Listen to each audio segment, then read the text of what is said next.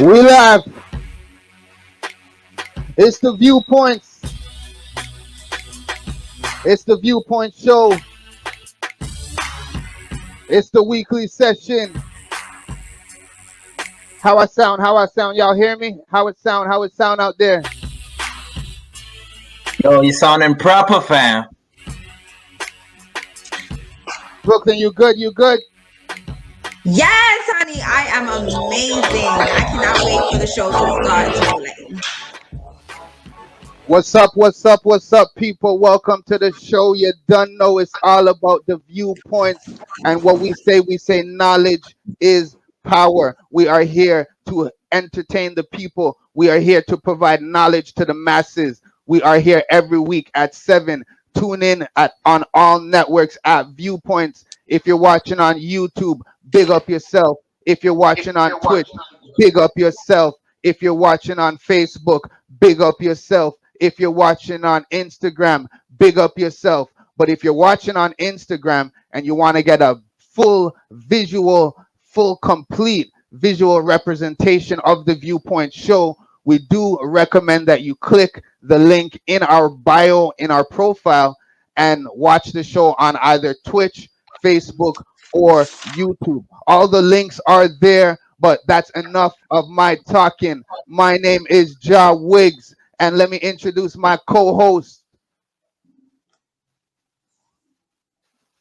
Jada, you there?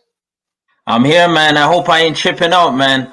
Yo, Rogers, make sure you get the thing check out, you know. Yo, Jada, man, we're in the building, and she goes by the one and only Brooklyn honey, Big Burber. You know I am here. Brooklyn in the place. What's up, guys? How was your week? How was everybody's week?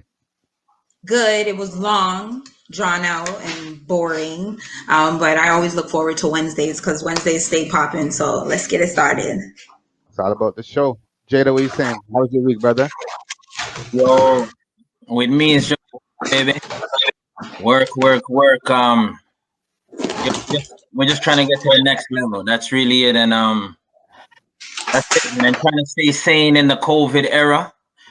But you know, we pushing forward, dog. That's what we on, fam. Yeah, I know you told me we've been checking in every couple of days. You told me you've been having a hectic week, going from project to project to project. Same with Brooklyn. She's been telling me she's been going from day shift to night shift. The hustle never stops. Period. Period. Let it Brooklyn, I like those shades. Brooklyn. Thank you.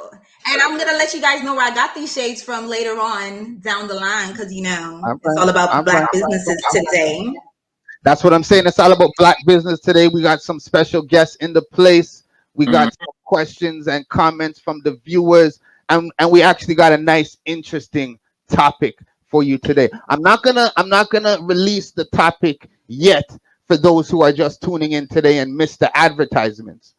I think we need to start it off with a little vibe. Jada, what are you saying? You think we need to start off with a little vibe? Give me that vibe, baby. Give me that vibe, man. You know what? I think it's time for that.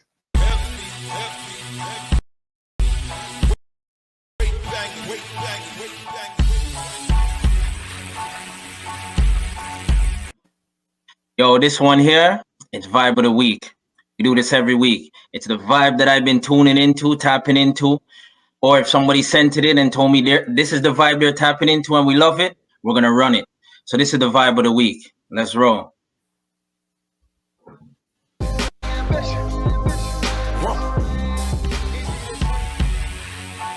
Yeah. That's what we're talking about. That's Ambition. Wale featuring Meek Mill, featuring Ricky Rose, aka Rick Ross. Yo, them tune there. Yo, them tune there will make you go get it. You know what I'm saying? So that track was for my people that, you know, they get out and they're feeling it. They're feeling it in their bones that they gotta get it. That there's more out there, that they want it. You need that kind of music to get you going. You need that North Star. You know what I'm saying? So if you're feeling in that mood to go get it, turn on that track. That's what I'm talking about. And you know what, Jada? that vibe fits with the vibe of the week. That vibe fits with the topic of the week. And just like I was saying earlier, how you had a rough week in terms of how busy project after project. Brooklyn was there, project after project, working shift after shift. It's Mm-hmm. all about ambition. We got that ambition to move forward, right? That's what I'm talking about. So shout out to everybody tuning in. I see Soca Sweetness punching in on the Twitch. Big up yourself. Shout out to everybody else tuning in on the Twitch, the YouTube, the Facebook, and shout out to my moms. I see my mom's tuning in as well. Right? So, Ah, mommy. mommy Big up there, yourself, mommy mommy. have to check in and make sure son do good things, right? So yeah, man, I have to shout out Mom Dukes watching in, right? Yes. So Brooklyn, I know there's been bare things going on this week, so I don't even Yes. A lot. wanna talk the stuff. So I think it's your time, So when we say a year time, I say a time for the Yes, a my time. We have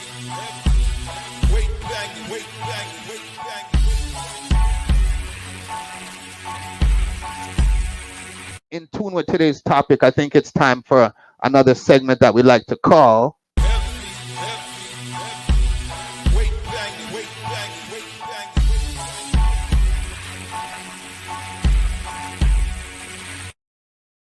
What's up, everybody? My name is Ja Wiggs, and this is a segment that I like to call Fine Tune Your Business. So every couple days or every week, I like to punch in and answer some questions that I receive from the viewers or answer some comments and give a little upkeep and up tips to help your business. So a couple days ago, I had a client that said to me, Ja Wiggs, how do you deal with customer complaints? What do you do? You seem to be very patient. How do you deal with customer complaints? So, number one, that's my first answer. You got to be patient. You have to be patient.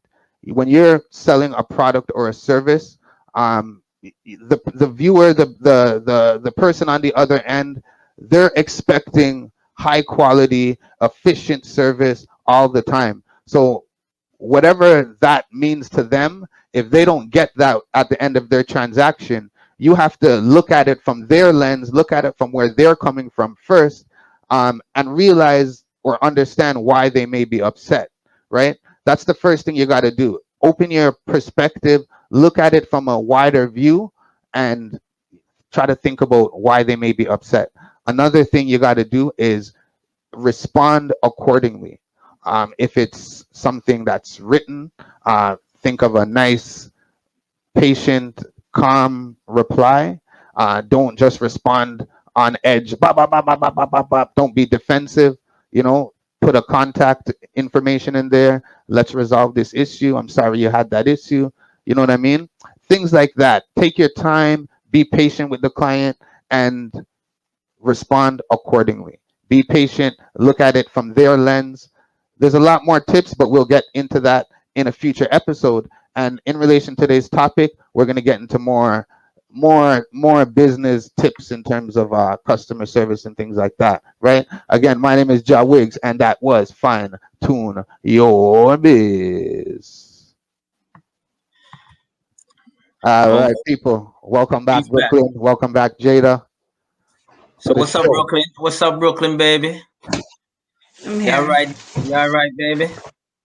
The connection I'm look fine. good now. The connection look good now. How's the connection? All right. You ready to touch base? What are we doing? Where we going, the Wigs? We could go any way with it right now. What you want to All do? right. Talk to All me. right. Oh, Brooklyn, you want to get back into some of the hot topics? Let me just hurry up and do the hot topics before my little cousin decide he wants to. He has like all the devices on the Wi-Fi. Oh, okay. And then when I went upstairs, he's trying to turn them all off. And I told him, I said, bro, at the end of the Oh, day, you like said you respect. you said to be Like it's sneaky it's with it. respect. Like I fully said it in front of your mother. Your mother told you to do it. I don't understand why you're being disrespectful. Tell your homeboys to call you on your phone. You're just all I'm asking is for an hour and a half. Like stop it. It's because I don't want my cousin to get real Jamaican in the background. That's the only reason why I never went to his mom. But yeah, come, let's do this You know before, these like I youths, said. they can't get away from this internet. They can't get away from this internet. And that's my We're, girl, we're, Brooke. And that's my we're girl. gonna do an episode about that too. You know, these youths and this technology. Seriously, he's on the iPad and has 2 phones. Then he has the TV on the internet. Going Yeah. wild. Right. But yeah, Brooklyn, let me know what's going on. Let me know what's going on in the Okay, biz. so since if we're talking about pasta, we also have to talk about Spice, Shensia, and Jada Kingdom. Okay, these girls are still going at it, even though a year ago, Shensia and Jada Kingdom, who used to be best friends, are not best friends anymore. They're feuding, and every single time they do shows, for some odd reason, they're going back and forth with each other and stuff like that. Shensia dot tear up, and then she came back and dot to back up Shensia. So everybody wants to know who's the queen of dancehall. Is it Spice, Jada Kingdom, or is it Shensia? To me personally, I think these are amazing, and I just feel like all of them should be together, opposed to not coming together. We need more black love and more sisters coming together, opposed to trying to do things separately. So my thing is to you two, who would you guys to be the queen of dancehall? Okay, Well, wigs. I agree with that. Why can't there be two queens of dancehall? Because just like you said, why fight? In a dem time, yeah. It's better for the two of them to just take dancehall to a next level together. Why them have to fight for the top? Why the two Yo, of them can't just take the top? here's what I think. See? Yo, ladies are still the queen. Okay? In my opinion. In No, my that's a given. That's a given. so ladies are so who's out there and active right now? I think Spice are it still. Shensia, she's coming. She has a lot of industry kind of tracks. You know, she's done the tracks with Tyga, and she's getting out. It's like when Sean Paul kind of boss. You knew that Beanie and Bounty were the kings of dancehall, but they couldn't get that. You know that critical that global international push like he was, because it's all about budgeting and stuff like that behind it, right?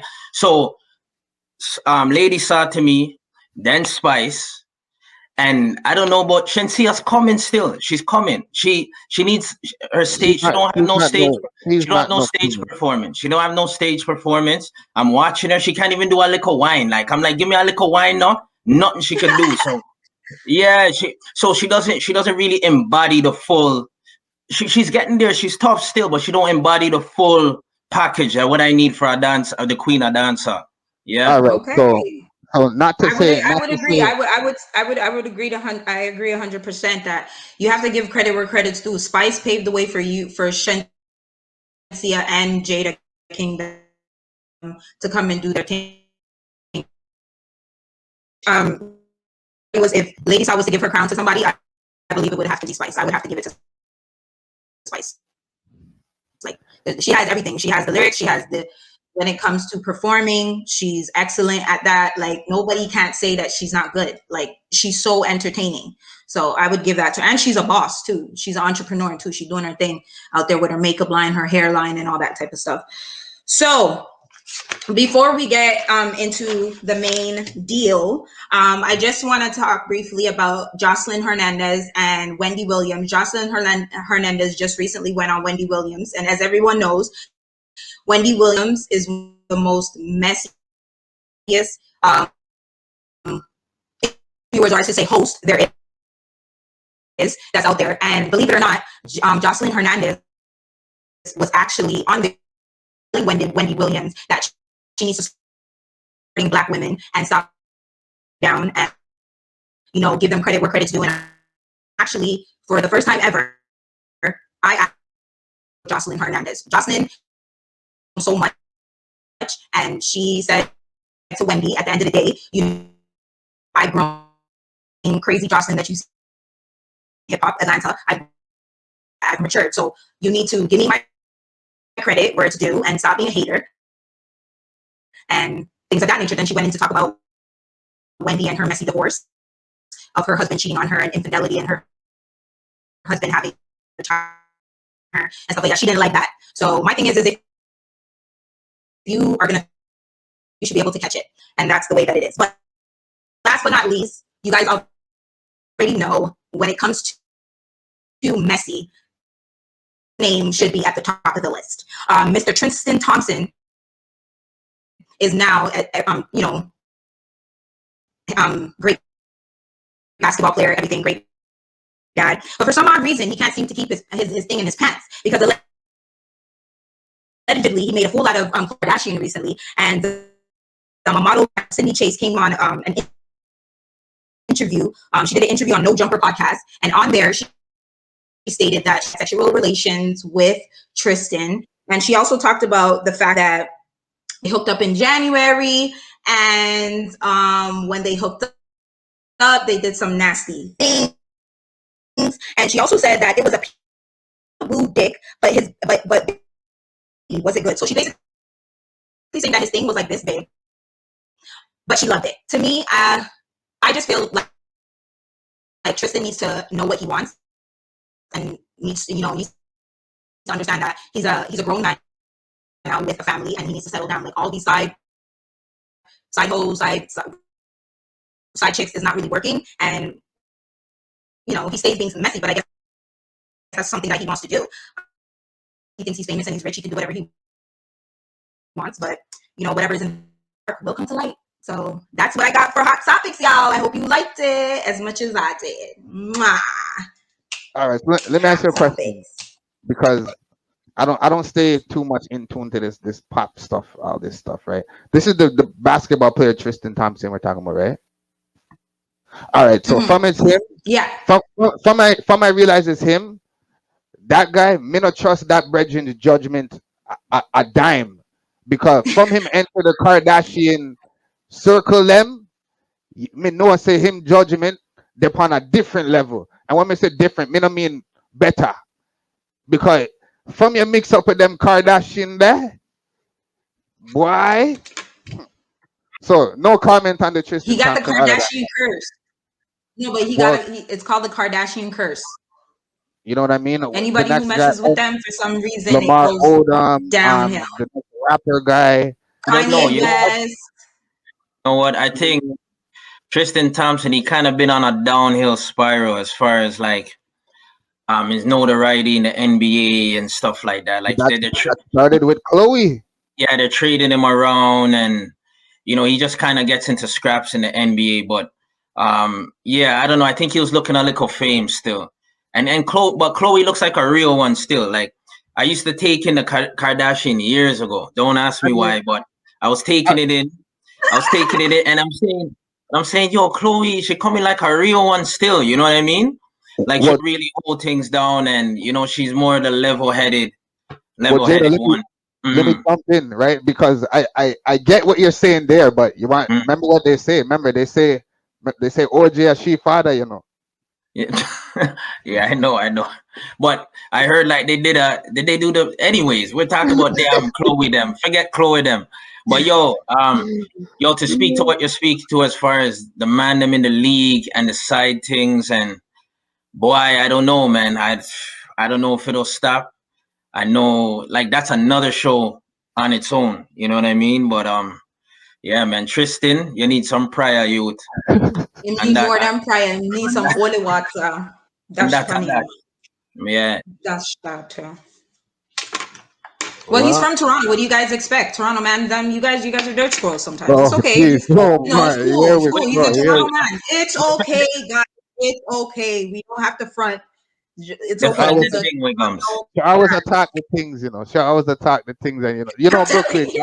You always attack the things, and if I that you want to do, then I that you should do. I that me to do, yeah.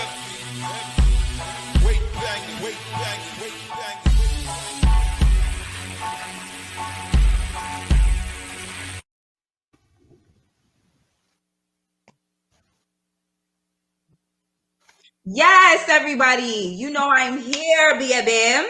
And you know what time it is? It's time for Talk the Things, baby. Yes, and say my mountain a giant church. So I'm going to keep it short, sweet, and petite, just like myself. So As you guys know, summer is approaching, darling. So this goes out to all the, the man them and the gal them, and everybody who's talking about hot boy summer or bad girl summer or whatever, bad boss chick summer or whatever the case may be. Let me explain something to you, okay? For those women who want to go out and play the side chick role for this summer, because I know applications were placed in about January and we got through them, and in about June is when you guys start rolling out for the side chicks. My advice to you is to play your position. If your position is to be the side chick, that's what you do. You stay to the side. That means when you see a man on the road with his girl, what do? You don't even acknowledge. You walk past. Wifeys, don't worry about the side chicks because you already know what your position is. You hold the ring, you hold the man, you hold everything. So at the end of the day, your position is to say calm, cool, and collective. We don't get angry at the side chicks because we know what they do. They do all the nasty little things that we don't want to do, and that's fine. But you're not going to come over here and be in this position because you will never play this position. Act accordingly. And lastly, but not girlfriends, you are not a wife as of yet, so please play your position accordingly. You are not a side chick, you are in the middle. You understand? Some of you guys went from side chicks to now you are the girlfriend, and hopefully you will be the wife. Won't happen. But for the girlfriends, play your position correctly. Do not, and I mean do not go out there flaunting your stuff and doing all these type of things, or go out there if you just had a breakup and deciding you want to sleep with this man and that man, because you have to remember that when those bodies start adding up, that man is not going to want you to be the main chick at all or be the wife at all, because he's watching what you're doing. What you guys, all three of you guys, what you guys fail to understand is the summer is the trial run to see how you act. If you act out of line, if you act out of pocket, or if you act accordingly. So from me to you, know what you want to do, boo-boo, because I know that I'm a wife. You understand? And I play the wifely roles very well. You understand? From the washing the clothes to cooking to all the massage, all these type of things, rub the head, and both heads. But you already know, you understand what I mean? I play my position correctly. And I became a wife because I knew how to play my position. I was never a side chick, will never be a side chick. But I'm just giving you guys the heads up. So that's what it is for Taught the Things. You already know it's in my Mountain Giant Church, and it will never, ever giant church as long as B Honey is here. Yeah. Well, Hold on. Where you find that? Where you find her? Yo, them say if the things need for talk, a one girl you have to call on a Brooklyn 123. Listen, you guys are men, and you guys know, your playing days. I'm not talking about now. I don't want to get you guys in trouble and have you guys sleeping on the couch tonight. I'm not going to be involved in any of that drama. But I know you guys know that when you guys had your playing days back, before, you had side chicks and they knew their role and their position. Meaning when you see the woman on the roadside, like, you can't be texting me and saying babe, boo, honey. That's not in a side chick's application when you filled it out. That wasn't there. You understand what I mean? Hear what happens. Know their role. Hear what happens though. A lot of the emotions and the feelings get involved. And then the jealousy and the envy piece kicks in, and in the subconscious, and before they know, they want that spot. So it's no, you're gonna marry me, or you're gonna give me my youth, or you're gonna give me whatever, or I'm calling her and I'm dunning you. You know what I mean? Like those are some of the pieces that come out in like the worst, in the more aggressive situations. But that's what eventually happens. Overdue time, feelings, emotions, and they want it.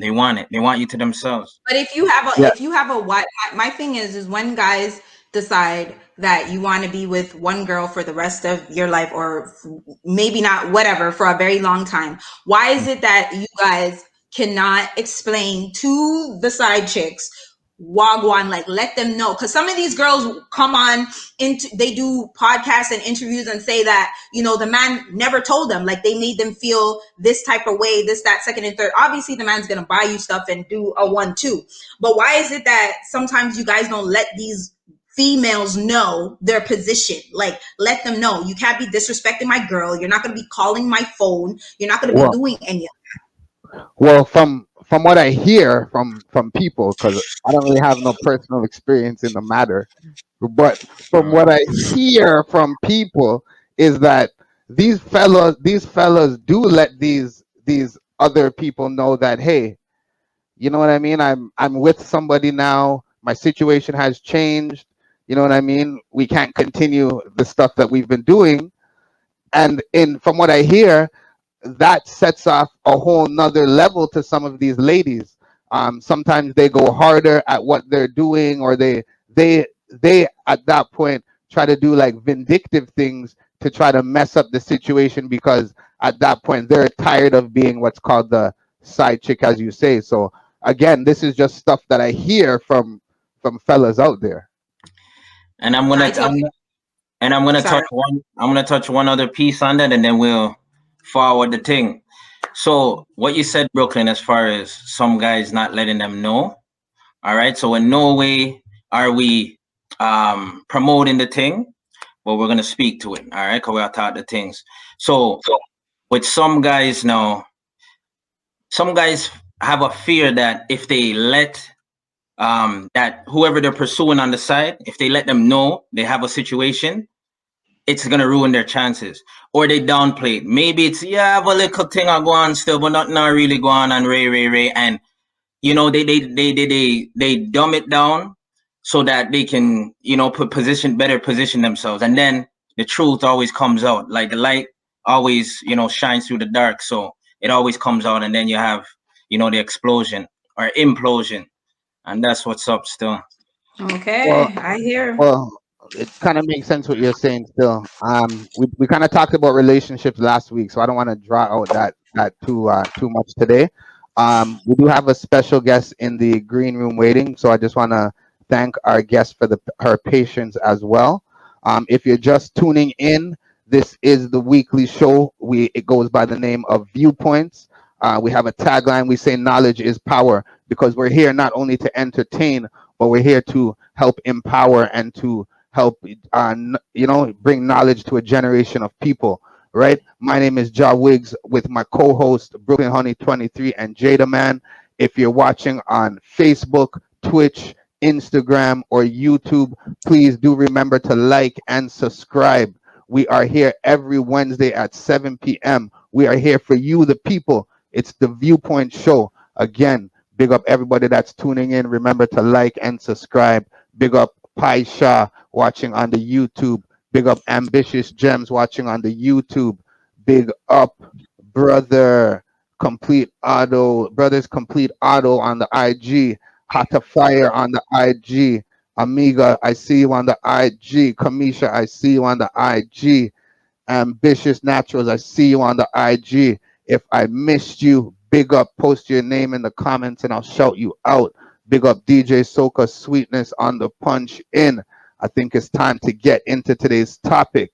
And like how I'm bigging up all those viewers and all those people watching, today's topic, as you can see in the ticker, what do black businesses need to do to gain your support? Again, what do black businesses need to do to gain your support? This topic, we've been debating on this topic for a couple weeks, and in this time we thought it was about that time to talk about it. Jada. Yeah. So no, this one's deep. We hear a lot out here, and let me answer the question. We'll swing it around. So let me to gain my business, for black businesses to gain my business. What I need effective customer service, right? Effective and efficient customer service. I'm tired of going to some of these restaurants and whatnot, and the girl them is bare screw face. You get what I'm saying? Bare screw face. Not only the screw face, when they're putting in my rice and my little, my like my food, then them shot me things. You see what I deal with? They Them, give you one off still. yeah, yo, so and then here's the thing. You see, they say when you have a reference point, when you complain, you have a reference point for something better. When you complain, you have a reference point for something better. So with that said, you know, we can go over to the Chinese store and they pack your food, right? It's fast. It's, you know, they're attentive to your needs, all that stuff. And we kind of want that transition over on our side of things, because if I'm getting it here, I want to kind of get a similar service over here. You get what I'm saying? And that's just one thing. So I'm not going to take it all up, but I'm going to swing it around because we have more conversation to go with. Please swing. So Brooklyn, before we bring on the guests, give me one thing. Give me one thing right now that Black businesses need to do to gain either your support or support in general. Just give me one thing, and then we're going to bring on the guests and we'll go in deeper. But are we? Oh, okay. I thought we were gonna talk first. I would. The number one thing is customer service. Customer service. Customer service, and yeah, customer service and the lack of support amongst each other. Period. Like it's not tit for tat with everybody. It's like you'll go and you'll support one person, you'll go and you'll buy their stuff or whatever the case may be, and you know you'll buy it for the price that it is or whatever. And then when it comes to your business, it's like people are not as supportive. They don't want to repost your stuff. They don't tag. They don't do anything. So I feel like when it comes to Black businesses, sometimes it's one-sided as well. All right, that makes sense. That makes sense. That makes sense. So I kind of agree with both of what you were saying in terms of like customer service and efficiency and things like that and communication. So we're going to get into a lot of more of those details and explanations in a second. Jada, we also have a question from one of the viewers, so we're going to refer to that in a second, right? But what I'd like to do is I'd like to introduce our guest for this week. This lady, I've known her for a long time, such a long time, and I've known her in so much different aspects of my career in the terms of entertainment, music, business, and things like that. So her name is Tiffany, and her current business is called Brazen Beauty. She's the co-owner. So before I bring her on, let's bring her on properly.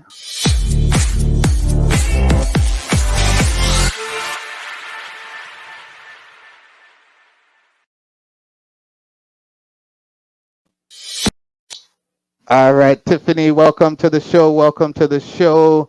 Welcome to the VuPointz show. Oh, my mic is muted. No. Go ahead. I had it off. Go ahead. I can hear you. Okay. Good evening, everybody. Well, go on. Hi. How are you? I'm good. Nice to meet you. All right. So, Nice to meet like you I was too. telling everybody, Tiffany is the co-owner of Brazen Beauties. That's her current business. If you're watching on Instagram, do remember you can get a better visual layout of the show on Twitch, Facebook, or YouTube. But we're going to try to organize the screen accordingly, best for your view. Now, Tiffany, like I mentioned earlier, I've known her a good number of years. When I first known Tiffany, she was into modeling and event promotion. She then got into singing, and singing. I'm trying to make sure I'm not missing modeling, singing, promoting, and her current business. She has a co-company called Brazen Beauties, where they sell lots of accessories and hair products and a lot of female accessories and things like that. So Tiffany, I don't want to explain to them about your business. Introduce yourself and let them know about your business. So thanks, Wiggums, for having me and introducing me. To correct you, it's been like 14, 15 years, but who's counting? Anywho, I am a co-owner of Brazen Beauties. Pretty much it's me and my daughter, who's 21. She's in the next room doing her 21-year-old thing that she does. But how it came about was pretty much before the pandemic.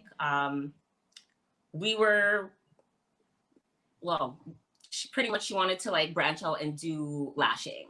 So I was like, okay, like, because I know about promotions and at least being an entrepreneur, I'm like, I can pretty much help you with your vision. Just show me your vision. And so far it's been pretty good. And stuff like that.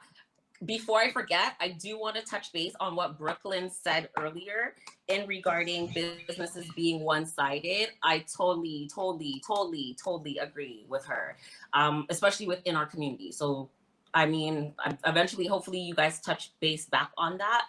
But I 100%, like, she nailed it.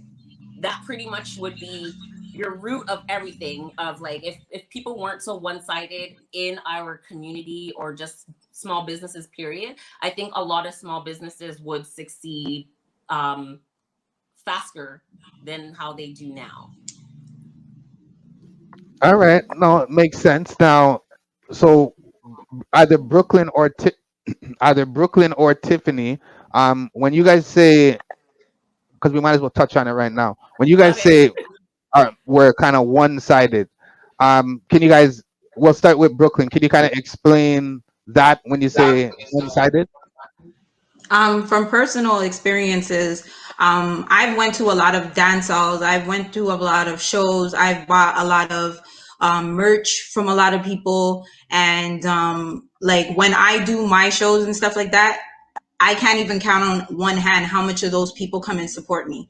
Half of my stuff are free and people still don't support me. They don't repost my stuff.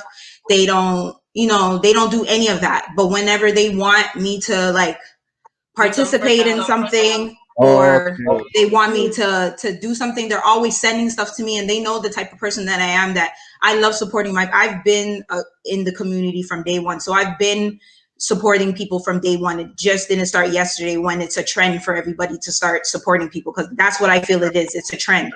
That's to me. So yeah, and it's kind of it's kind of it puts me in a position where it's like I feel so down, and I feel so down and out, and I feel like, when Unmotivated. you You look feel out, yeah, unmotivated. when you look out in the audience and you don't see not even one of your family members, not one of your friends, nobody there for you, but yet when other people have events and stuff like that, I'm gonna buy the $40 ticket or the $30 ticket, or if your shirt costs $50, Brooklyn's gonna e-transfer that so I can get that shirt so I can support you. But I don't get the same with people. So that's what I mean when I say that people are one-sided. Like, people will flood your DMs and everything. Oh, Brooklyn, help me. Da, da, da, da, yo, share this, that, second and third. And I'll do it. Not a problem.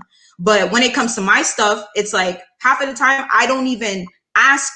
If you notice with me, some of the times with my friends or people that I support, on days I will randomly put them up in my stories. You don't even have to ask me. I just do that automatically, but people won't do that for me. So that's just my take on that. So let me ask something. Okay, so you're saying that you're putting a certain energy out there. You're supporting people when it's your time. They're not supporting you. One thing I realized with being in business for several years and being on both ends of business as a consumer and then the person delivering a service, I realized that people tap into the things they really want to tap into. You know what I'm saying? Like, people go for what they really want to go for. So with that said, let's say you have something that you're doing and it's not really going in and it's not really popping like that. Like, your quality or your whatever it's not really happening, but you're still trying to force so do people still have to come because they're your fan, or you supported them in the past?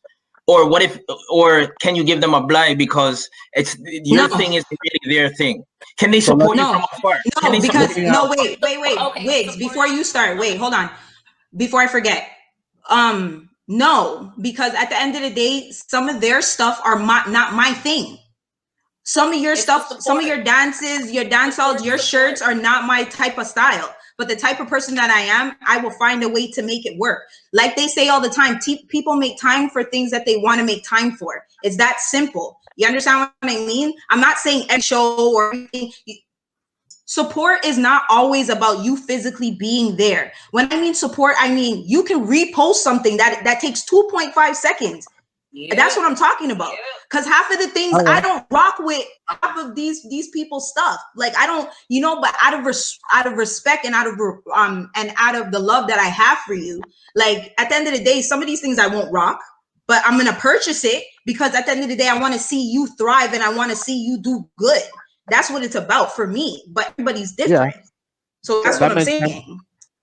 So Half of the Tiffany, stuff in your closet, you probably have the price tag still on them because you were like, okay, I'm gonna buy it. You know what I mean? And you still don't wear it. You know what I mean? It really has nothing to do with do I rock it or not. If it's your family member and you see them trying to start their own business, you sharing it or liking it is way different. I'm not asking you to buy my product, but you could have just shared it. I shouldn't have strangers who I've never met before, you know what I mean, want to share my stuff, or vice versa. And let's go back to Wiggums. Like, I met you doing club stuff, you know what I mean? So yeah, I was that person. Go link Tiff. She has the link to get into whatever party. When parties are not going in anymore, and I just link them, like, I post something, the least you can do, especially like if every Christmas you're sitting at my house drinking my wine from my wine glass, the most you can do is share that. Just share it. I'm not asking you, I'm not telling you be a promoter on my stuff. I'm not telling you I'm gonna employ you to promote. Like, no, it's just the whole support. You guys, people will have like those fake things going around, like, oh, share this and receive a free iPhone or whatever. Yeah, people will do that. and Or they'll share that. yeah, you know what I mean? Exactly. But people, the actual, what you see majority of the time, oh no, you know what? I can't come out because this is what I'm doing for my business. And they'll just sit down and watch. You know what I mean? Like, I've been doing this for a year, and majority, I'm gonna say 85 to 90% of my customers are people I've never met. Never Yeah. met. No, They're Tiffany, repeating customers. That's They fact. keep coming back, you know what I mean? now Then Tiffany, you we were have, talking. huh? We were talking the other day, and you were telling me the same thing about posting, where you were posting something, and then not until somebody else posted it Okay. did you start noticing certain people posting it. So it's that same type of support thing that we were talking about the other day. So Exactly. let me ask you something, Tiff. Mm-hmm. All right, two questions for you and Brooke. All right, first question is, you said 85 to 95% of the folks that support you, you've never kind of met them before, seen them before. What's their ethnicity? So what's the makeup of the demographic? Like, what's their race? Like, if you're, Okay, so I love yeah, this. I love this because we're talking about supporting Black businesses. yeah, So, like today, I had two customers who decided to do a pickup, and I let my daughter run downstairs, and I was like, question, like, what are they? she's like, she's like, oh, I think Spanish or they're white. You know what I mean? And cool, love it, love it, love it.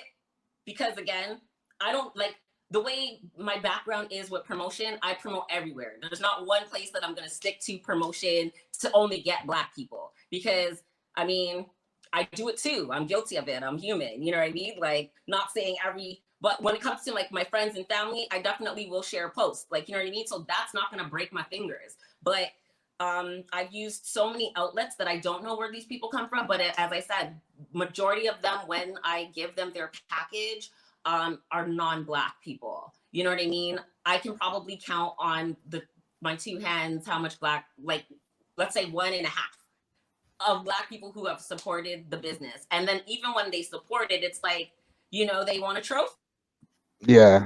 You know It's what I like, mean? That's a hey, Like, I I fact. bought can't give I you a bought your stuff. trophy. Let everybody know I bought your stuff, that I That's supported a you. fact. Like, looking for That's the a You know what fact. I mean? And recognition. it's like, you can do that on your own. Do a snap and tag us. Like, you know what I mean? And again, like, disappointing because I've been doing this with my daughter for a year.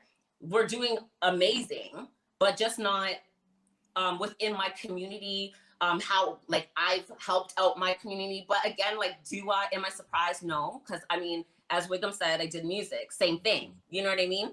People want tickets to your shows, they want this, and that, but it's like, can you guys repost my song, or can you guys do this?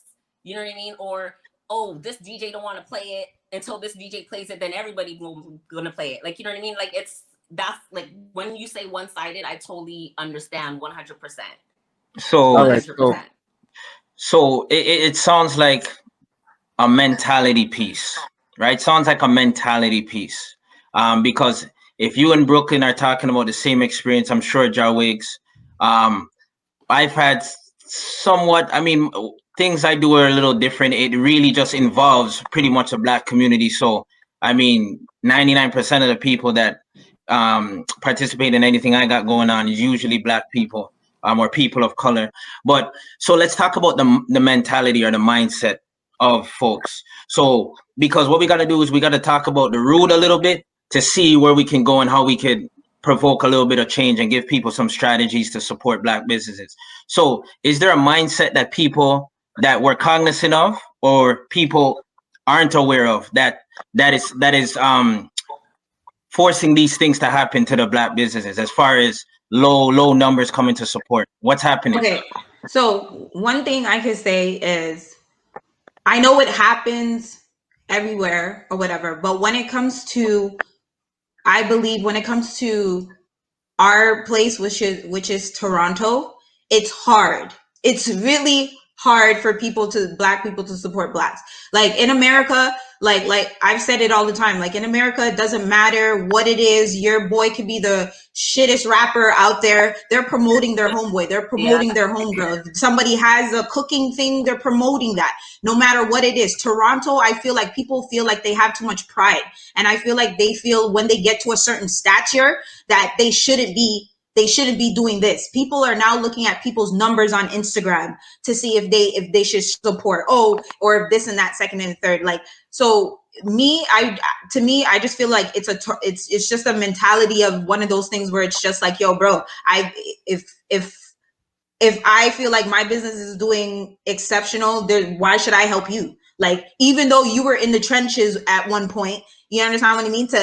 Some businesses do look at other businesses as competition. So that could be a reason why they don't want to promote. But 9 out of 10 times with me, it's like in Toronto, it's one of the hardest places for you to get support regardless of the situation. And this is the most diverse city that I know. But when it comes to the Blacks, it's like, bro, we rather kill each other than support each other. That's the way I look at it. Like the numbers within killing each other is up like crazy. But when it comes to support, it's like way under 30%.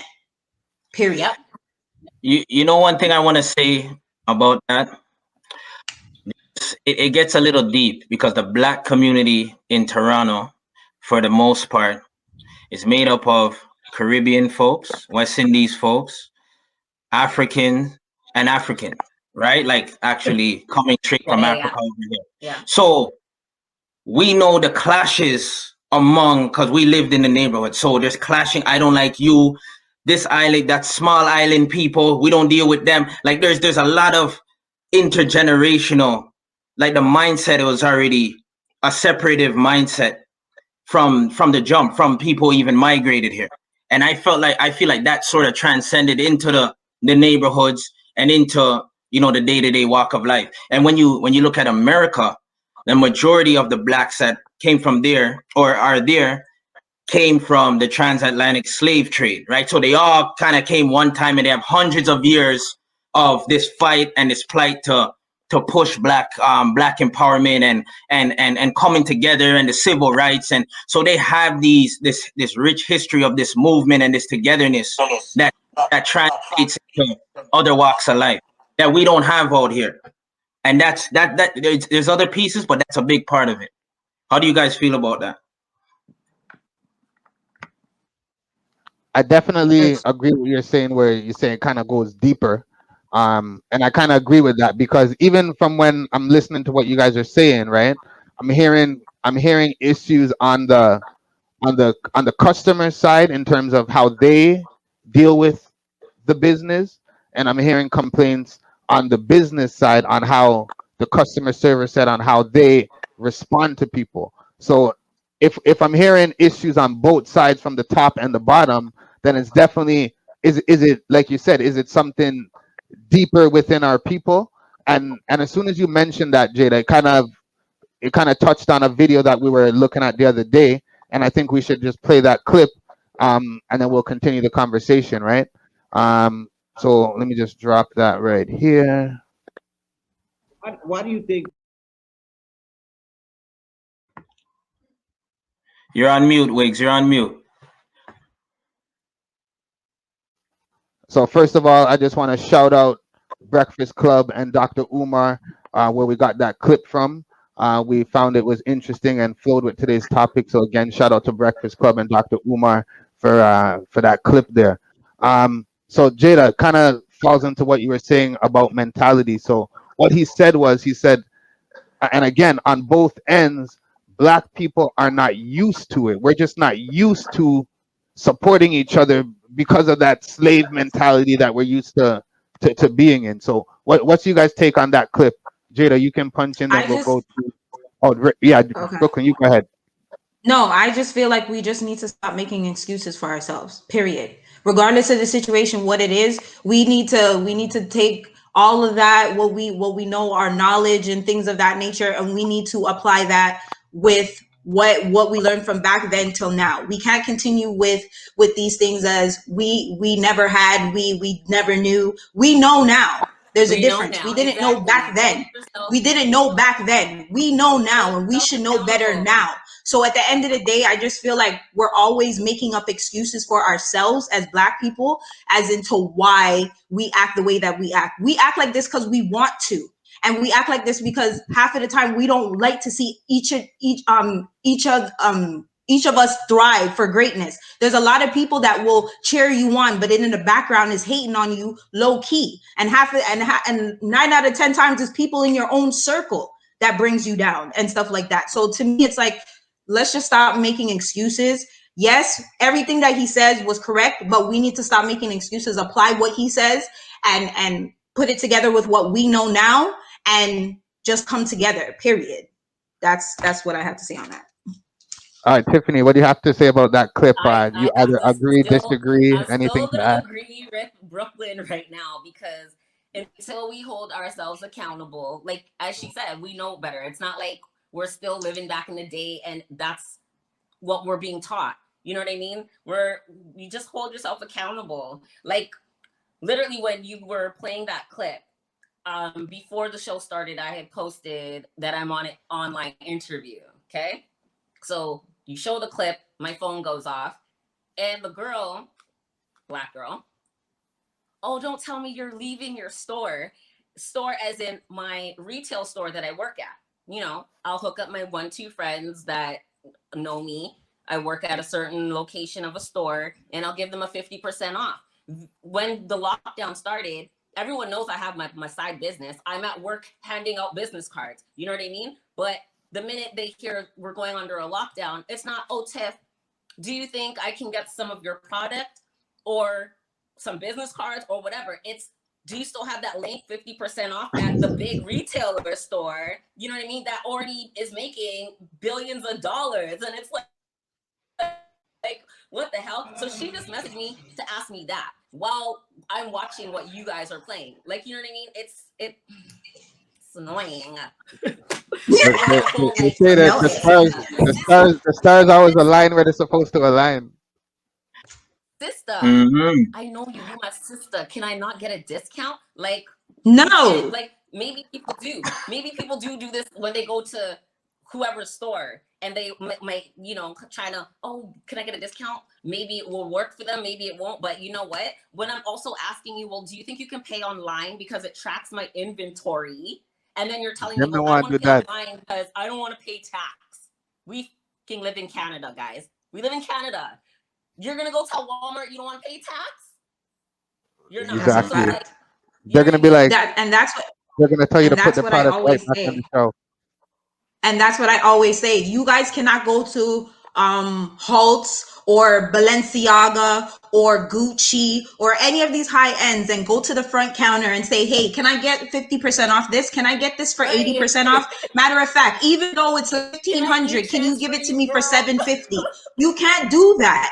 And on top of that, when you guys are buying it online, you guys are paying the shipping and handling for those name brands. So me, who lives probably 20 minutes away from you, and I'm selling a shirt or I'm selling lashes or something for $15, you don't even want to come that far. You want me to deliver.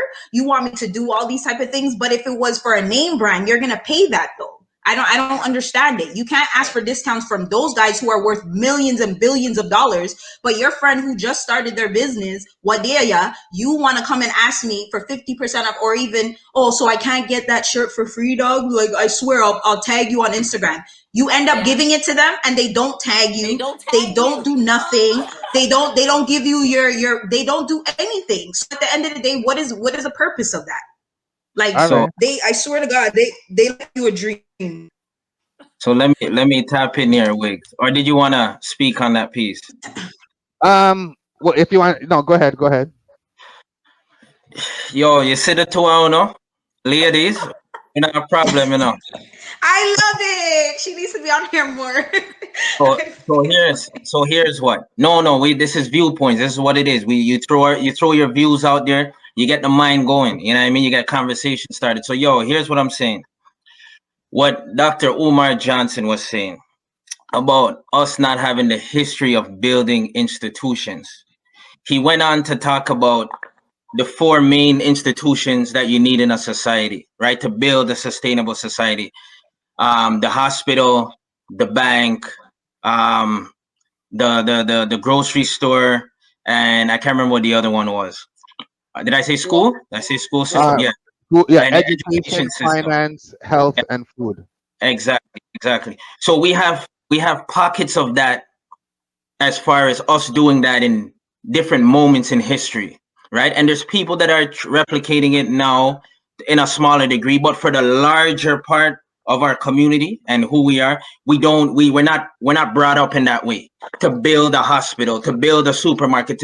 So what he's talking about is if we understood that process, because you see, starting anything from the ground, they're gonna have a lot of turnover. You're gonna have staff that don't work out.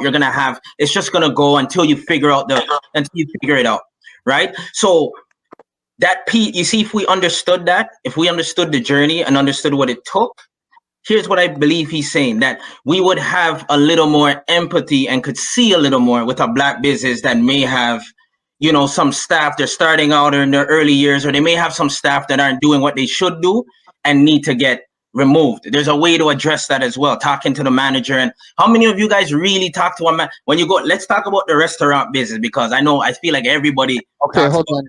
Yeah, okay, go ahead. Before you get to the restaurant business, because Yeah, that kind of segues into one of the questions from the viewers. go Because ahead. Throw them up. because from the beginning of the show, you mentioned that one of your key things was, let me see what it was, effective and service. effective. No, he didn't listen. Effective and efficient customer service. Quote for quote is what Jada Man said, right? So Super Cooper 1983 wants to know, what does effective and efficient customer service look like? So Jada Man, I want you to answer as a customer, right? What does that look like to you? And then I wanna ask Tiffany as a business owner, what does effective and efficient customer service mean to you? And then Brooklyn, again, as a customer, I want you to reply to Tiffany and what your take on that, and as a customer, if you've been receiving that as well. So Jada Man, again, what does effective and efficient customer service look like? Okay, so efficient customer service is adequate, the right amount of customer service that I need. Okay, first and foremost, that's the efficient part. It has to be enough, the right amount that I need for whatever situation I'm in. Whether I'm bringing back something, whether I just ordering something and I'm having a jolly day, the right amount of customer service. Okay, effective customer service now, the communication needs to be on point. All right, so the communication needs to be on point. You need to be able to speak to and answer some of the questions that I have in regards to, what's going on with your service and what you have on the board and that sort of thing. All right, and if you can't, and then I'm merging the two, and if you don't have the answers, you have a way to effectively go and source it, right? So go and find the answer and come back and still make me feel like, I want to be in that being your presence. So whether I'm in the store, whether I'm online, whatever it is, right? So that's, in a nutshell, that's how I feel effective and efficient, the right amount to deal with whatever I'm dealing with. Customer services, in a nutshell. All right, so Tiffany, respond to that. Honestly, what he said is right on. Like, if I go into a store as a customer, I don't want to be over bombarded with fake customer service. It has to flow. You know what I mean? And as you said, things have to match up. One thing with me that I like to let everybody know is every job that I've worked for not myself, every 3 months, every to 6 months, I'm like employee of the month for effective customer service. You know what I mean? So what I try to do with my personal business is when I have a customer, let's say it's a question, I always like to follow up with them. That's number one. If they do purchase a product, I always still like to follow up with them. It's not a harassment of post my stuff or, you know what I mean? Like, how did you like the product? Number one, I'm a new business. So me getting that feedback, I feel will kind of help me in the long run. So I would always like want to touch base with them. But yeah, like everything Jada said, like. Yeah, it's the same. I would have to say effective customer service. I like the customers. When it comes to customer service, I used to work at a department where it's just like you, Jocelyn. I was employee of the month. Yes. But it was one of those things where I always felt like I put myself in their shoes. Sometimes people are having bad days. I get it. Not everybody's going to come to work jolly, happy, whatever the case may be. I try to make it very easy for the person, especially if I see on your face that you're not having a good day or probably the previous customer pissed you off and stuff like that, and I get the back end of it. So my thing is asking questions. If you're not sure about something, I don't mind you going over to your management and asking them. I'd rather you bring somebody over that may have a bit more knowledge. It's not disrespect to you at all, but I just feel like when you try to answer questions that you're not, that's when people start losing. You know what I mean? You start losing people because then it's like, yo, bro, do you not know your job or not? That's when people start to get angry. So I'd rather somebody tell me, you know what, ma'am, can you just hold on a second while I grab so and so? That's not a problem because right there, that's showing me, okay, you're not really knowledgeable as into what I'm saying right now, but you're actually willing to take that step to help. That you're willing to take that step to bring somebody else in. You get what I mean? So, and just customers, like, to me, it's just like, just greet, just greet with a smile and stuff like that, and just be polite. Like I said, everyone's gonna have their off days. You're gonna have customers that are assholes. You're gonna have people, maybe you and your husband never, I don't know what it was and stuff like that, but just know what you're talking about, and the attitude, cut that. And like I said, if you need help, just ask for it. And I wouldn't mind standing there for 2 seconds while you go grab somebody that may know what's going on. But don't give out false information, because that's something that I hate. And not following up, that's another thing. A lot of people don't do that. They don't follow up. They don't do any of that. So that's what I would say. In relation to what you said in terms of them not knowing, providing you false information, Super Cooper also mentioned that they believe that the lack of efficiency and effectiveness stems from lack of good organizational leadership.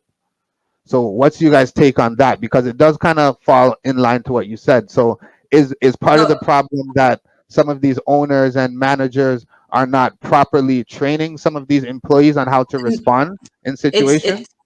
In most situations, that's not what it is, because everyone gets trained the same way. To me personally, when you're on the other side, you're not the customer and you're the person that's helping the customer. I believe that if you love what you do or you like what you do, you're gonna make sure you're the best at it.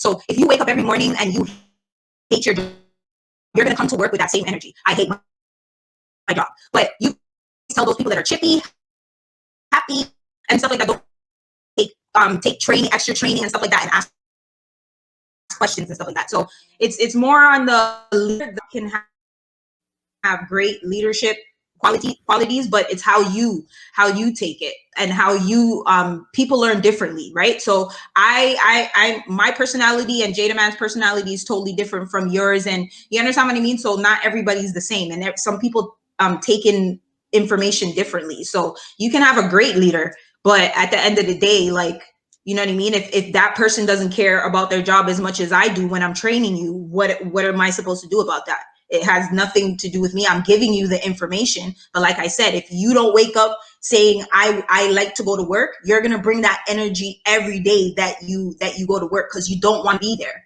So you're gonna give that I don't care attitude, just like that. Now, Let me now, tap in. Let me Jada, tap in. Jada, before you tap in, Mhm. one of the viewers agreed with what Brooklyn said. She says when she works at a retail store, Sandra says that when she walks in, she sets the tone. She emulates her smile and greeting, even if she's having a bad day. Because to a customer, if your face is sour, the food may be sour as well. So, Jada, go ahead. Yo, big up Pie, big up Rez, the man in the building. Um, all right, so I'm gonna speak to me getting older and realizing things, and having with getting older, getting wiser, and having a little more comprehension and understanding for things, and going through different trainings myself, and being enriched with history and stuff like that, and knowing, okay, so I got all of this information and knowledge now. Now I can understand more of the context of where some of these employees are coming from, right? So me being a man of the people and being in the community and doing the stuff that I do in the community for years and years and years, I'm able to really. It's one thing to grow up in it and live it, but then it's another thing to be on the other side where you're coming back in the neighborhood and you're supporting, and you got the skill set, and you got you're coming in with some supports and resources, and you're really seeing and hearing what's going on from a different view. And where I'm wrapping that into is cultural competency. So the black girl, I'm just gonna say black girl, but the black girl at the restaurant in a black neighborhood, and a white girl in a restaurant in a white neighborhood, have two completely different lived experiences, and are potentially dealing with two different lived experiences, right? So as far as where the neighborhoods they're coming from, neighborhoods are coming from, resources they have and don't have, what's potentially happening with their spouses, that sort of thing, family members. Like, we have to, in the grand scheme of everything, we have to consider where our people are where we're at and where we're coming from. Yes, some people are making it. Yes, there's some strides, but for the majority, we're coming from a similar place culturally and as a socioeconomic class. So it's knowing those things. I have a little more patience. I understand a little more. You get what I'm saying? I remember at one point I had somebody that I knew that just came out from the inside. He's older, and I'm trying to get him tapped in to go work. Right? He's like, yeah, I'm gonna go where I'm gonna go. And he's just passing up all these jobs. So the interviews were coming, and he wasn't going. The person's mother was calling me saying, yo, he's not going. Talk to him. Long story short, I didn't know what was going on with this guy. And then I seen an elder that I know that helped raise us. I'm talking to me and my siblings. And he said, I was telling him about it. He goes, listen, you ever think that he's scared? And I said, what do you mean scared? He's a big dirty man. You know what kind of stuff he does in the streets and what? He goes, oh, you ever think this thing terrifies him? Sitting in front of somebody, being vulnerable, and having to interview. And then I sat and I was like, hold on, it is a terrifying, especially if you're doing it for the first time in your 30s or whatever. I can't imagine what that would feel like. You know what I'm saying? So we have to consider these pieces too. Not to say we excuse it, but we have to consider it. And when we're doing our training and when we're showing love to our community, we have to do it in a more compassionate and loving way. But yes, we have to have zero tolerance for other things too. So there's a thin line to walk, but we gotta put it together, because our thing is a little different from the others. Let's keep it a buck before we go on. Hold on. Let's keep it a buck. When we're talking. I feel at the end of the day, some people are just horrible when it comes to customer service. No matter how much you train them or whatever. There's some people that are built like that, and then there's some people that no matter how much you try, they're when it comes to communication, when it comes to customers, they're just horrible at it. And 9 out of 10 times, those are head honchos, and they're the ones that, you know, tell other people what to do because they're unable to deal with customers like that. That's why we have managers, assistant managers, all these type of stuff, because there's certain, you know, sometimes the manager will pass it off to the assistant manager to handle a situation because, hey, I may not be great as a manager with customer service, but, you know, the assistant manager may be. So some people are just horrible with it, no matter how much you try with them. So All right, so I don't know. so we have a question from a comment, right, from one of the viewers. So big up Scoops 83 on the IG. Tiffany, quick question, right? Yeah. A McDonald's in Jane and Finch and a McDonald's in Richmond Hill. You get two different experiences.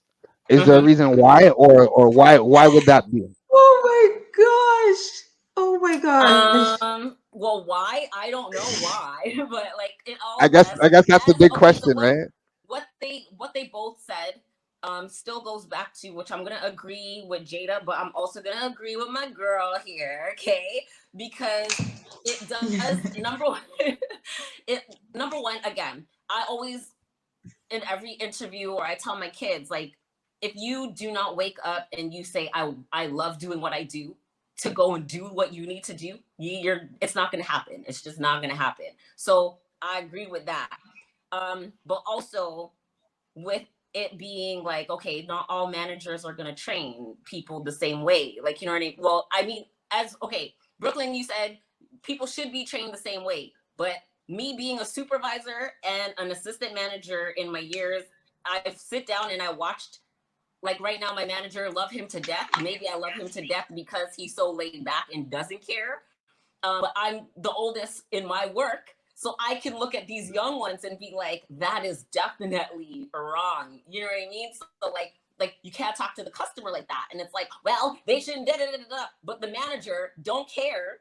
And I'm just their supervisor. You know what I mean? So I can only document that. I can't really do anything other than either de-escalate a situation if a situation came up due to the fact that this girl is talking to a customer a wrong way because her manager didn't train her. You know what I mean? So me being in Richmond Hill or in Jane and Finch, I might get the best customer service at a Jane and Finch because those are my people. You know what I mean? True. And I might then turn around and go to Richmond Hill and they're looking at me some type of way because my skin tone's different. You know what I mean? So to me, like that question, I don't know if I answered it properly, but it to me depends on who's working and how they got trained. All right, that makes sense. I used to live in Jane and Finch, right in the lane. Shout out to bottom Driftwood, the lane. And when it comes to, I'm telling you guys, hand down, the customer service at Jane and Finch has been known to be one of the worst customer service in the GTA. And that's from my personal experiences. And I'm saying from my personal experiences, and both like going through the drive-through, even going inside, not knocking anybody that worked at Jane and Finch McDonald's, because I had a lot of brethren that worked in and I knew a couple of the managers and stuff like that. But some of the attitudes of the managers and the general managers and stuff like that, you kind of see like how they hire their staff. I feel like looking at Jane and Finch McDonald's, if you don't have a stern backbone, because the people that come through the drive-through are a handful. I could say that. So the people, I feel like when they're interviewing people for Jane and Finch, is like the way that they do it is like, yo, you have to have a little bit of spice with you, because the energy that comes through there sometimes is crazy. But all right, I don't like. See, I've never been to the McDonald's at Jane and Drift or wherever, like, and that's the show. Like, I think I've been there probably once, if that's the one off of Beverly Hills Drive. Back in the day, we still do parties down there. But that no, that's a different one. That one's further down. No, that's a different one. I've never been. This one's attached to Jane and Finch Mall. Okay, so again, I've never even been to Jane and Finch. All right, no worries. Okay, so Okay, not Jada, a problem. let me get your take on something, because from what I'm hearing, right, again, I'm hearing issues at different level. If we're talking about a predominantly black-owned business or a franchise business in a black neighborhood where predominantly black people work there, I'm hearing issues where is it that they're not being trained properly? Is it that the people that are majority working there are the ones that don't care? Or is it that this whole environment that they've been grown up in is what's causing that overall issue? Yeah. So as I said, cultural competency. That's it. When you're talking about the difference, Dr. Umar Johnson was talking about it. People being used to building institutions. In Richmond Hill, I'm sure they probably, I can't say for sure, but I'm sure whoever runs those pieces over there are probably used to building certain institutions, right? Because we know of the predominant race that lives or that resides in that area. Jane and Finch, we know what it's about over there. We know majority it's low income. We know some of the issues that have the systemic racism. We know the violent. We know all of those pieces, right? And those things are accompanied with usually with a culture and a certain way of doing things. So yes, as Brooklyn said, to be the hiring staff, you have to yeah Spice. you have to have on all your rap and But, yeah but, go but on. let me ask you a question. Let me jump in. Let me jump in. Yeah, So just like how you're saying it and saying it joyfully with energy, right? And yeah, when Brooklyn was talking about it, she called it spice, right? yeah. But isn't it this same spice that we're also complaining about? And yeah, so it's a thin line between spice and something with bonio, right? On the, so on the next side of the spice is a fire, right? It's fire. So that's just what it is. Yeah, that it could turn the other way, like when it doesn't go the way people want it to go. But yes, I think you gotta, as a business owner, you gotta understand your demographic. So you gotta understand where you're putting your business, who the people are, what your clientele is going to be, and what you need to manage and keep things flowing in that environment.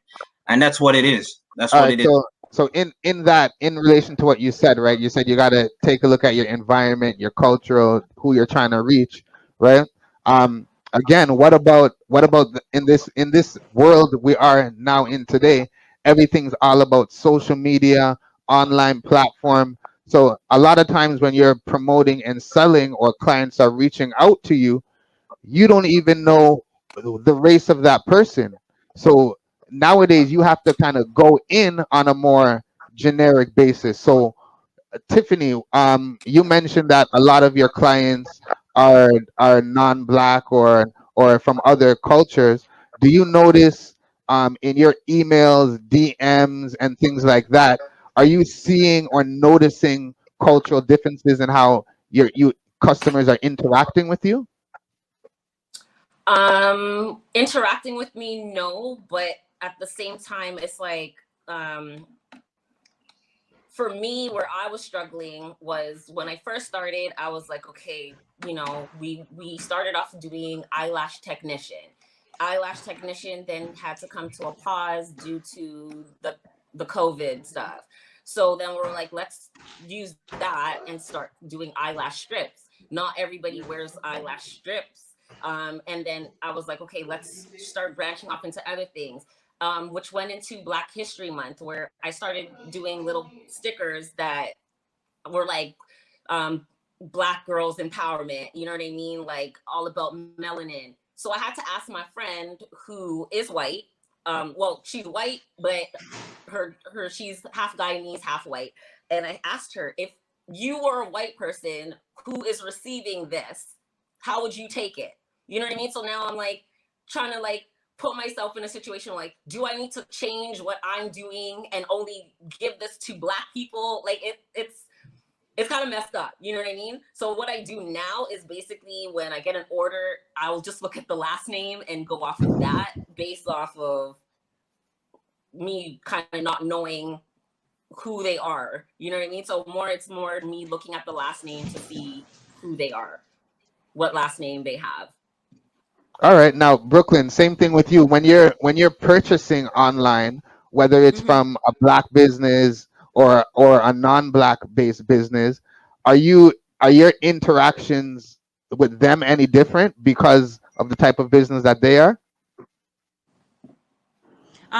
To be honest with you, um whenever I'm ordering something, or if I'm like, if I see something on Instagram on somebody's page that they're selling something or they're doing something and I want to thing, my thing is I put out the energy that I want to receive. So when I go, I DM people and I'll be like, hey, what's good, my name is Brooklyn, I seen whatever on your site, and I'm really interested, can you give me more details, blah blah blah. So the energy that I bring kind of forces them to bring that same energy back. So I kind of set the tone when it comes to stuff like that.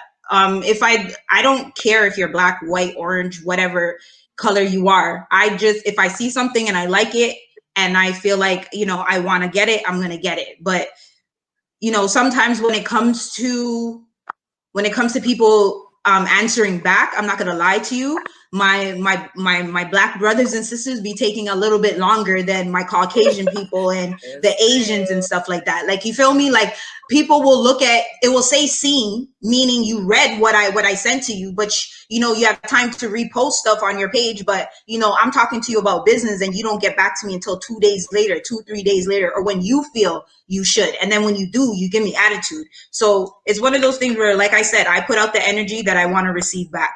That's what I do. All right, that's thank you for mentioning that as well, because it kind of ties into one of the comments from one of the viewers. Shout out to Pie Shot tuning in on the YouTube. The mentioned time management is also very important in business as well. Um, you don't want to wait 30 minutes at one location if you could go somewhere else and get it in 5 minutes. So at Five what point minutes. does at what and I'm asking all three of you, we'll go Jada Man, then Tiffany, and then Brooklyn. At what point does support become a hassle?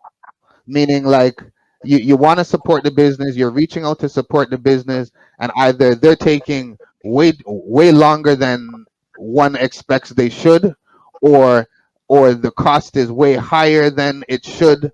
At what point does support become a hassle, or what's your limit, Jada? Yeah, this one's tough. But let's go with pricing. If people know me, me love a deal. Me tell them last week, me love it. Love my deal, them. See? Don't play with my deal. So I love it. See? So I could comment. So if your markup is like crazy, I may support it. What somebody call me pants tight. So hold on. Yo, so if no, that's my girl Melissa. That's my girl Mel. So if I'm coming and your markup is like crazy, I may support it the one time, but it's not good. I can't breathe after that. You get what I'm saying? So what I'm saying, you have to consider your competition. You have to, because if I'm out in the world, if that's the only thing and that's the only price, like when you're buying Jordans, wait, not wigs, Brooklyn. All you're a shoe fanatic. She's a shoe fanatic. So when you're buying the latest shoe and it's one of one, or it's limited, there's no competition. So the price is the price. But when there's competition, Yeah, and you're bleeding, like somebody's bleeding you, it'll make me say, you know what, I can't really do it. But I'm a person. that's a fact. I'm a person. I like to give people insight as well too, and that takes. Not everybody feels comfortable enough to just talk to somebody, say, yo, your price seems too high, Oh, or so whatever, whatever. you'll kind of let them know. That's what I was gonna I'll let ask. them know. I say, listen, man, you gotta kind of adjust it, because down the street, boom, boom, boom, boom, boom, and maybe they weren't privy to that information. Maybe they didn't do all their homework, and that's just one piece. There's a lot of pieces, but I'll just drop that one, and we go to the All other right. link.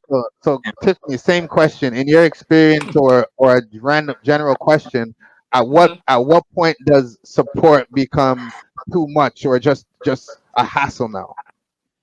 I would have And, to and agree again, it with. could be pricing, It would have time, to be the customer service. pricing. Pick one.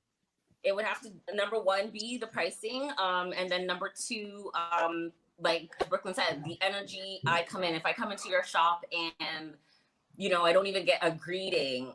And it's like, okay, well, this is what I want. I came in and I know I want it. Sometimes, depending on what it is, if I know I want it and like I need it, like I'm gonna just grab it and go. I really don't really care about their customer service. But if it's somewhere where I'm passing through and I see, okay, you know what, let's go in, and that's the energy that I'm getting, like there's just no customer service, and I ask you a question and I get that response, like I am bothering you, like I'm out. I'm out. Peace. I'm out. All right. So I don't even say Brooklyn, bye. Brooklyn, same question.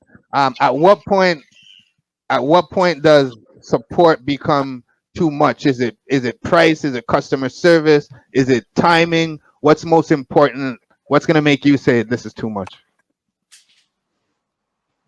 I would have to say the customer service, because before you even get into pricing or anything like that, I'm going off how you greet me.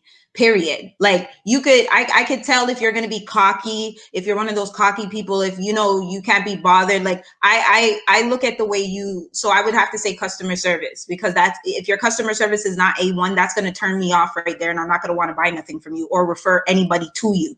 Because if I have to deal with that negativity, I'm definitely not going to send my family members or any of my close friends that I respect. Unless I don't respect you, then I'll send them over that way. But other than that, why would I? If you're giving me shitty customer service and you're not answering me in a timely manner, why would I want to send anybody else to you? And that's where a lot of people lose a lot of people, because as they said, first impressions goes a long way. So if you're taking 2 days to respond to me, but I see you reposting on Instagram, I am no longer going to ask you about your business. Period. Point blank. Period. So customer service for me. All right. Well, that Wait, kind of wait, makes sense. let me add to that. You see, the other thing is, because we mentioned pricing and customer service, you see if I get a bang for my buck, and so you have to find value in the service itself. Customer service is the way you deliver it. Pricing is the way you price it, but the service delivery itself. You get what I'm saying? So if it costs $100 and it's 80 or 75 down the road, but yo, when I come in, you put up my foot, you clip my toenail, like everything I want. All right. Run it like I'm not First, leaving it. You get what No, no, I'm all but right. saying?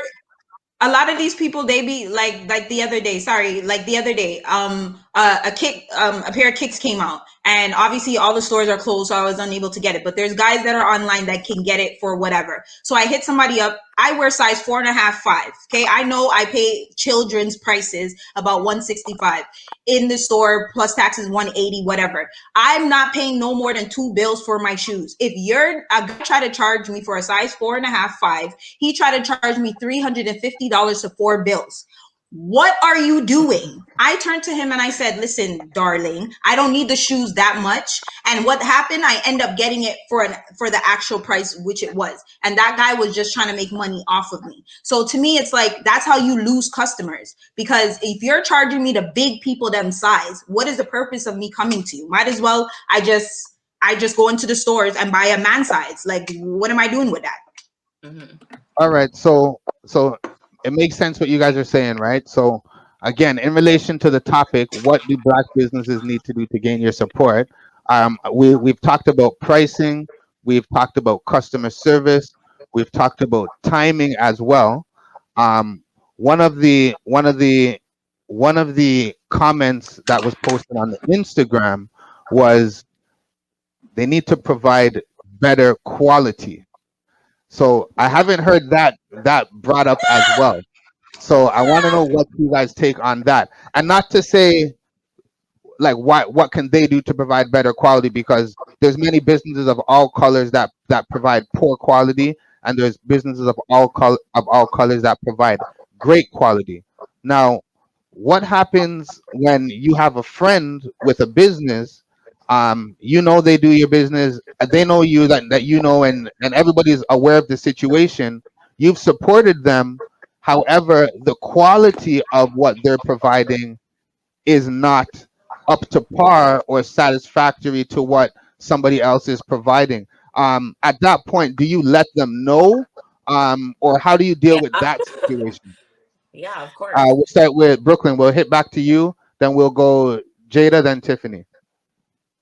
Yeah, for a fact, you let them know, not in a disrespectful way, but especially if it's a friend, it's somebody you consider to be a friend and somebody that you want to see thrive and do and be better, and you know they can be better. You know what I mean? You let them know, like not in a like I said, not in a disrespectful, hurtful way, but you let them know, yo, you know, I can bring you, or try to refer them. What I try to do is try to refer them to other resources that will be able to help them and probably get, like, as it said, like, you know, you get something for a good price. Like, I can hook you up with somebody, you're doing t-shirts, well, I know somebody who's also doing t-shirts, and, you know, make them communicate where, you know, maybe he can help you out with his vendor because his quality shirt is amazing and he can probably give you a bang for your buck. So why not? But just don't be disrespectful with it or make it seem like you're trying to, like, play them or anything like that. So just letting them know. All right, I like that. Let them know, and you said let them know in a non disrespectful way. Jada, what's Yeah. your opinion on that in that situation?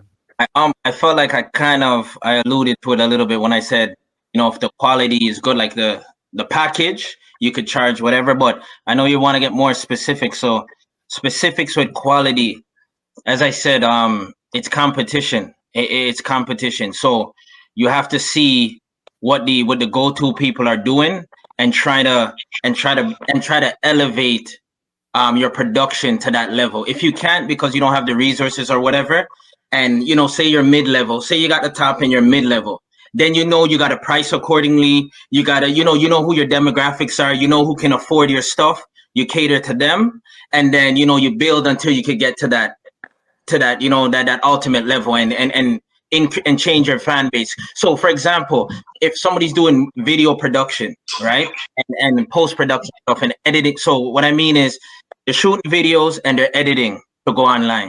Well, look, There's a hold on. certain, Let yeah, me jump in then. Let me jump in on that okay, aspect, right? yeah, So I'm a video producer. I've been doing this for 5 years. Me specifically, Wiggums, right? I did your first video. Like I'm gonna do your first video. Boom, boom, boom, and you're happy with it, right? On your second video, you went and got somebody else to do it. Your third video, you went and got somebody else to do it. Now it's time for your fourth video, and I'm saying, yo, Jada, man, I know you go to different people, but yo, I'm ready for that fourth video now. I'm ready for that fourth video. What are you saying to me? so it all depends. So if I never rallied back, if it's my fourth one and I never rallied back, that means I wasn't really feeling your production, right? No, So I figured that, but how are you? Like when I say to you, all right, Jada, man, that fifth video, you're ready to go. I know you're lined up, ready to do it next week. But so in what I'm your gonna head, do you're like, I already have somebody else in mind.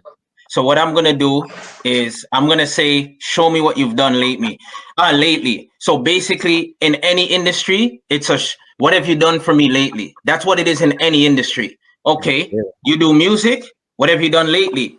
Yeah, you used to be tough 10 years ago, but yeah, right now we don't know what you can do.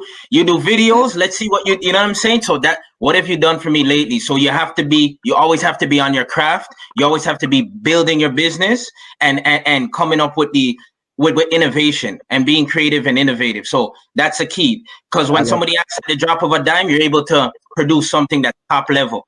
Yeah, I like that, and that kind of again, it goes with the quality. So yeah, you might I have would done a video last week, but I'm doing a video next week, and I want to know what you did yesterday. So like you I said, would mhm. yeah, no, continue. Yeah, no. So I was just kind of agreeing with what he said. Brooklyn, before you Oh, punch in though, I just want to get Tiffany's answer to that question. Same thing. So you're in a situation where um, did I ask you just now?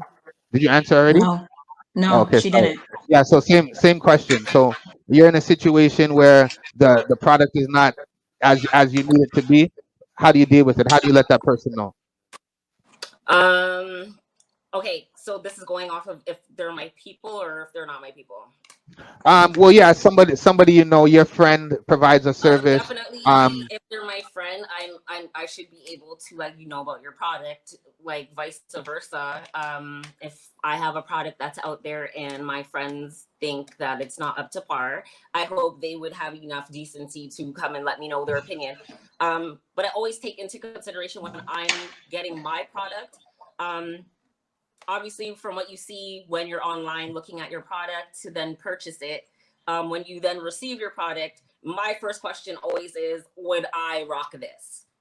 You know what I mean? Would I want to pay this amount of money for this product? And then I always bring my kids in because, you know, they're of age to be like, okay, guys, what's your opinion on this? And I always base my pricing off of my, like, what I'm looking at and what they're telling me. And then, as I said, I would just have to, like, just to know the respect that somebody would be like, Tiff, like, those were whack. Like, nah.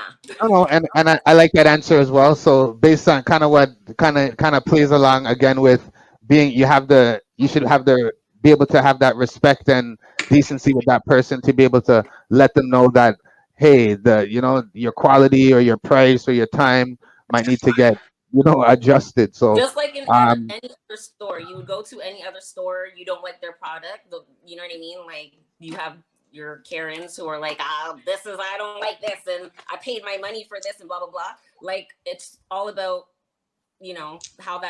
how you as a customer receive it to that owner of the business, or how that owner of the business receives it to that customer, still based off of, number one, customer service. You know what I mean? all Yeah. right, so that definitely works. Now one more comment that we had from one of the Hold on, viewers and hold on. Before you go with the Jada Man situation just a while ago, when he was saying that about, if Homeboy did his video, if you did his video and he didn't like it and he went somewhere else, um I would say in that regards, not everybody's good at music videos. Maybe he's good at, I would utilize you for something else. Maybe you're good for visuals. Maybe you're good for photography. Maybe, you know what I mean? Because there's some things that people are better at than there's a list of things that they may be better at. Music videos is probably something that they just got into, but they've been doing pictures and web design and things of that nature. So to me, I would just try to find your strengths as a friend and say, you know what, maybe the music video thing is not your thing, but guess what? You're sick at the photos. So going forward, when I'm pulling up to a photo shoot, I'm bringing you as a photographer to help me with that. When it comes to visuals, like, when my album comes out, I see that you're great with the graphic design. I'm going to need you to put something together for me and stuff like that. So at the same time, it's letting them know, you know what, at the end of the day, you're great with the camera. You're excellent with the camera. You're excellent with all of that. But music video not be your lane at this time. Until you develop a little bit more, what I'm going to utilize you for is probably web design, or, like I said, photography or things of that nature. So that's something I would do. All right, and I definitely kind of agree with that as well, and I love that because again, you're not only letting them know the issue, but you're not just saying, all right, you're not good at videography, I'm going somewhere else. You're taking the time as a friend and as a person who's trying to support a black business. You're taking the time to investigate and say, hey, you know what? Video may not be your thing, but I already know you DJ great and you're a great photographer. So I already got the video guys sorted out, but I still want you on my team and I still want to support your business. So I love that answer that you gave because it kind of rounds everything out. You're giving your opinion and you're offering solutions as well. So I want to actually before we get into the next segment, I just want to again big up everybody who's tuning in on all networks, whether you're watching in on Facebook, whether you're watching on YouTube, whether you're watching on Twitch, or whether you're watching on Instagram. This is the Viewpoint Show. This is a weekly show. We say knowledge is power. Today's discussion was all about black businesses. The main topic was, what do black businesses need to do to gain your support? We have a special guest, Tiffany from Brazen Beauties, and she was able to punch in with a lot of input.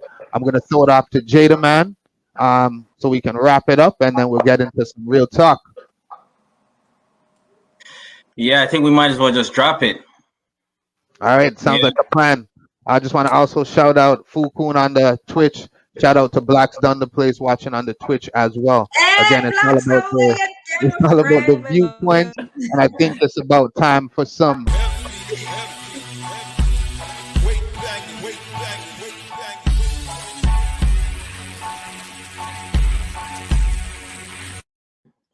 Yo, this is the real talk with Jada Man.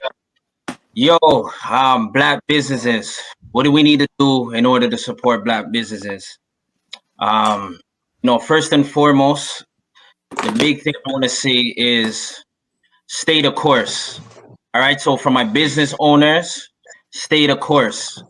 All right. So most businesses don't turn a profit until after the first year. A lot of people are starting and 3, 4, 6 months in, 8 months in, they can't take it. They're just about to hit that point where they're about to have a turn and actually see some progress. So stick with it. My recommendation is stick with it at least in this day and age, a year and a half to 2 years, right? Put your full investment into it. All right. And if it's not turning at that point, yes, feel free to move on, right? Because time is something that you can't get back.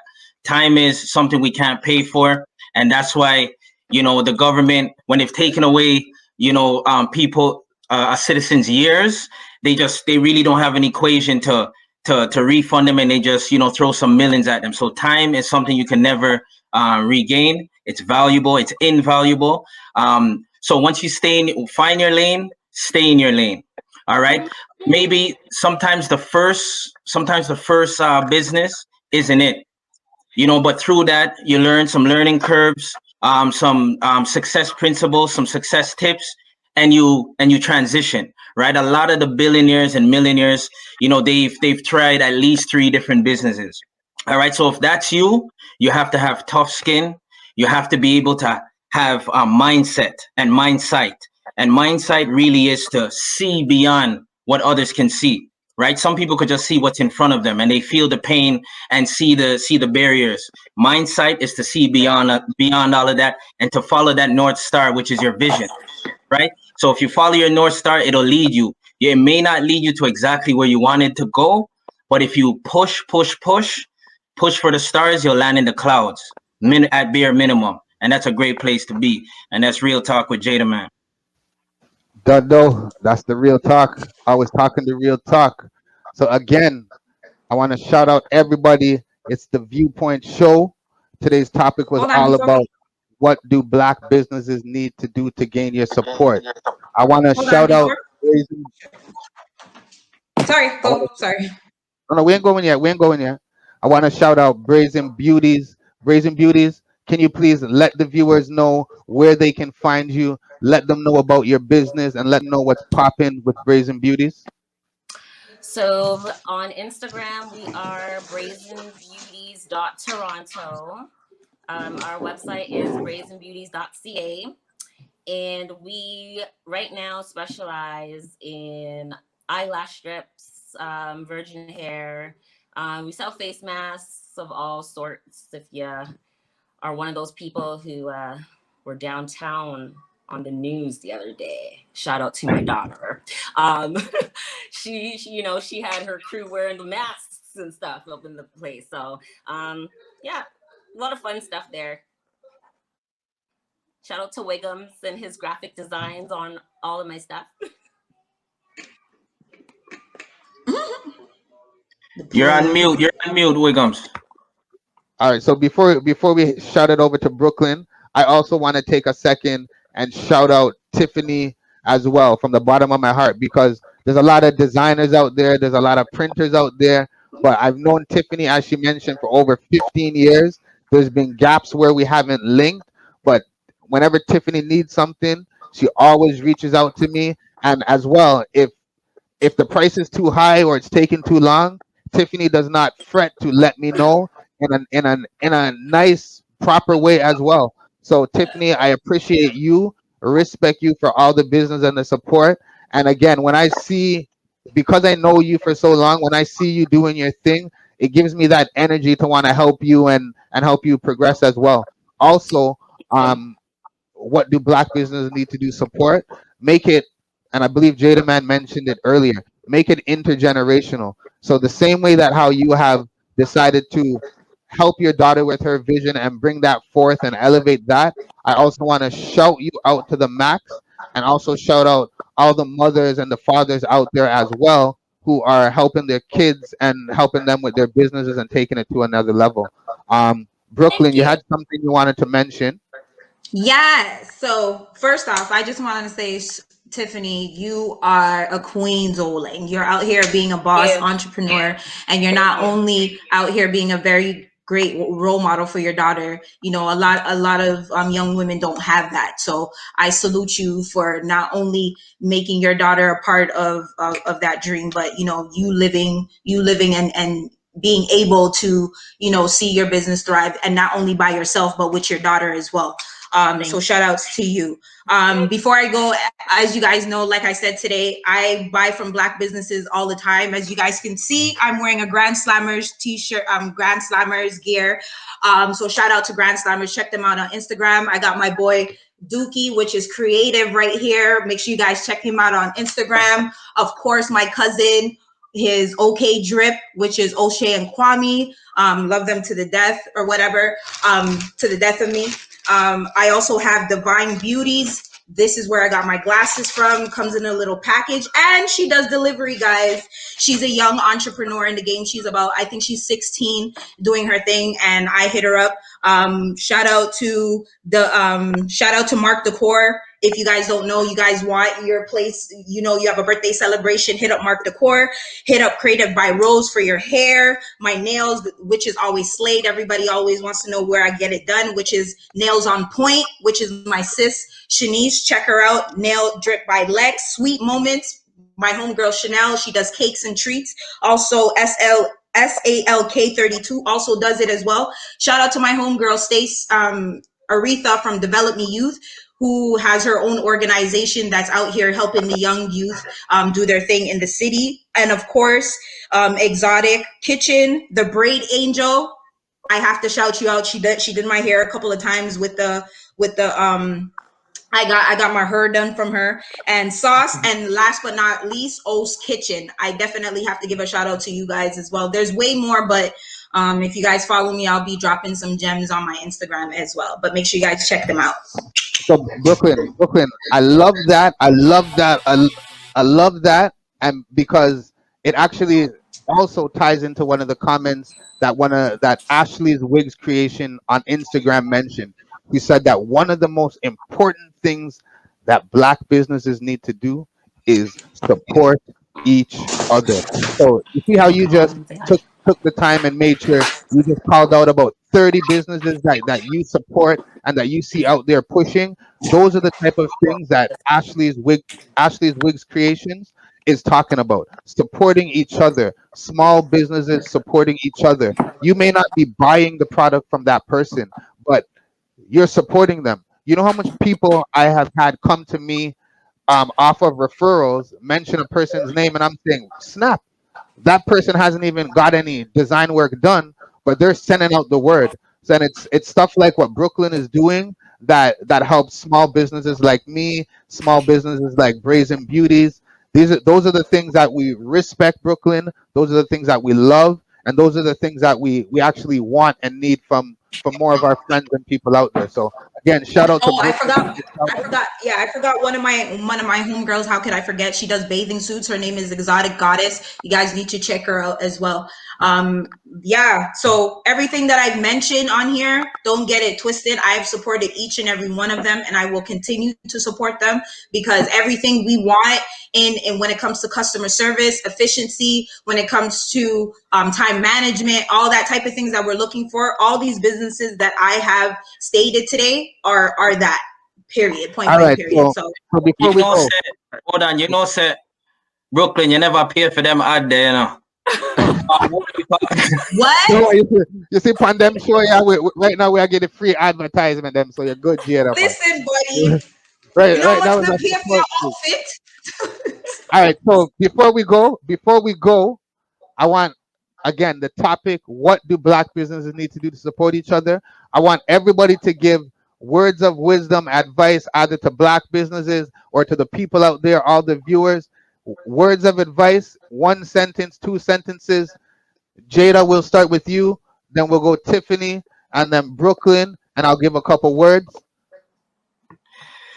Yeah, just be creative. Be creative. Think of your audience, your demographic, business owners, and do what you have to do to ensure that your customer service is exquisite. Exactly. Brooklyn.